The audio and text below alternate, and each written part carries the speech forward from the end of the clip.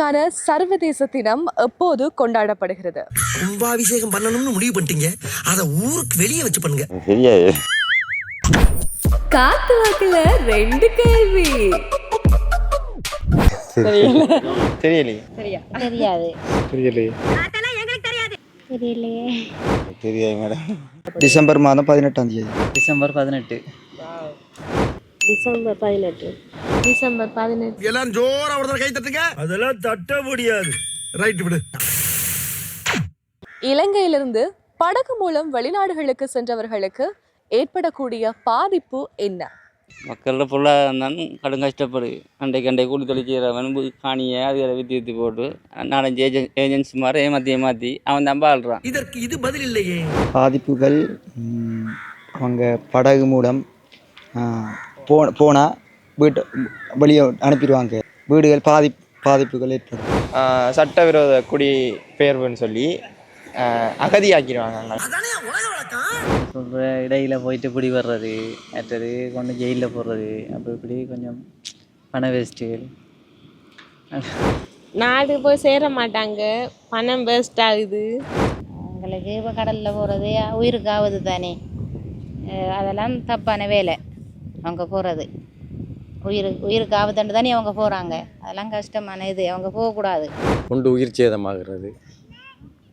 இரண்டாவது ஒரு அரசாங்கத்துக்கு தெரியாமல் நாங்கள் ஒரு ஒரு களவில் போகிற மாதிரி ஒரு காரியம் ஒன்று இருக்கிறது. அது இப்போ என்ன உயிர் சேதங்கள் ஏற்படுது. அது ரிஸ்கான இதுதான். பாதிப்புனா ஆபத்தில் ஏற்படும். நடுக்கடலில் சூறாவளியில் அது சரியாக போய் சேர்றது கிடைக்கல. அங்கே போய் சேர்ந்தும் பிரச்சனை இருக்கு. அப்படி இருக்குத்தானே படகு மூலமாக சரியா எல்லாம் சரியாக செஞ்சால் கவர்மெண்ட் மூலமாக செஞ்சு போடுறது நல்லது. அவங்களுக்கு உயிரிழப்பு ஏற்படும். அடுத்தது பண கஷ்டம். அவங்களோட குடும்பத்துக்கு ஒரு நிலைமை சரியில்லாமல் போகும். அதால் பிள்ளைகள் தாய் தகப்பனை இழக்க வேண்டிய சூழல் ஏற்படும். புரிஞ்சதா? உயிரிழப்பு தான் கூட ஏற்படும். யாரோ சொல்கிறத நம்பி இதில் அவங்க லைஃப்பில் பெரிய ரிஸ்க் எடுத்து அவங்களோட வாழ்க்கையை இழக்கிறாங்க. திரும்பி அனுப்புவாங்க, நம்பிக்கை இல்லாத தோன்று. பாதியிலே திருப்பி அனுப்பப்படுவாங்க. சரிண்ணா, அவங்களுக்கு தான் அது நஷ்டம், போகிறது நஷ்டம் அவங்களுக்கு. சரியாக தொழில் கிடைக்குமென்று தெரியா, உயிருக்கு சரியான ஆபத்து. இங்கே இப்போ நல்ல நிலைமையில் வாழலாம். அதுக்கேற்ற மாதிரி நமக்கு தெரிஞ்ச தொழிலை இது செஞ்சு இங்கே வாழலாம். கொஞ்சம் பொறுப்போம், நல்ல நிலைமை வரும் நம்ம நாட்டுக்கு, நல்லா வாழலாம். ஏனென்றால் இடையில் போகிற நடுக்கடல்களில் ஆபத்துகள் வார நேரம் அவங்க விட்டு போட்டு அவங்க பாஞ்சாங்கன்னா தத்தளிப்பு கட்டங்கள் மாதிரி அப்படி நாங்கள் பார்த்து கொண்டு இருக்கிறோம். ஆனால் வெளிநாட்டுக்கு படகு வழியை போகிறத விட உண்மையாக நாங்கள் நேர்மையாக அதற்குரிய டாக்குமெண்ட்ஸ் எல்லாம் எடுத்து அரசாங்கத்தின் மூலமாக போகிறது மிக ஒரு நல்ல காரியம் என்று நான் நினைக்கிறேன். காத்து வாக்குல 2 கேள்வி நிகழ்ச்சியினுடைய அடுத்த பாகத்தோடு தான் நாங்கள் இப்போ இணைஞ்சிருந்தோம். குறிப்பாக புலம்பெயர்ந்தோருக்கான சர்வதேச தினம் எப்போது கொண்டாடப்படுது?